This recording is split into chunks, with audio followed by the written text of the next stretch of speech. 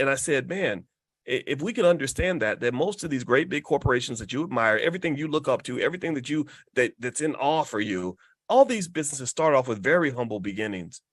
McDonald's was started off. McDonald's is worth hundreds of billions of dollars.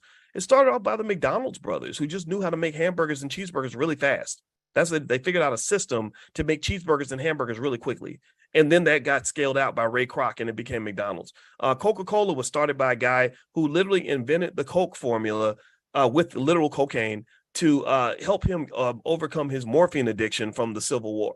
And the Coca-Cola brand was sold for maybe like $400 or $500 because unfortunately the drugs ended up costing him and his family. He ended up selling it off really, really cheap.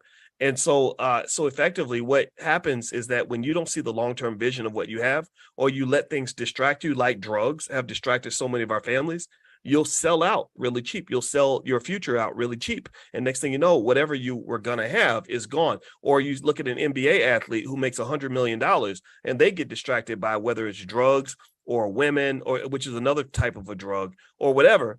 And next thing you know, this chance to build a multi-billion-dollar fortune is gone. Or you look at Death Row Records, when Suge Knight and Tupac pretty much controlled the entire music industry. They had the most powerful entity in all of music, pretty much. It could have become Universal Records. It could have become, he could have become the next Clive Davis or whatever he wanted to be. But instead, he got distracted by bad culture. They ended up killing what could have become a $500 billion company, right? So because there's no reason why Death Row Records, with as many hits as they were putting out, couldn't have become as big as Sony Music or whatever. The problem is that you had a rocket, and this rocket was headed to the moon, but nobody knew how to drive a rocket. People drove a rocket like it was a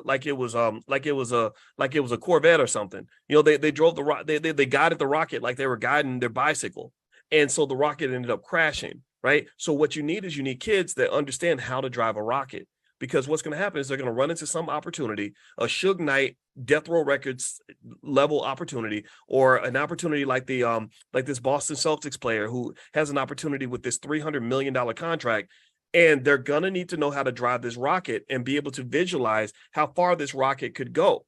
Right. If your vision is tiny, then your rocket will not go very far. You cannot go into outer space if you can't see past the end of the block, right? And that's the problem. You have people that literally have rockets that can go to outer space, but they can't even see past downtown Chicago.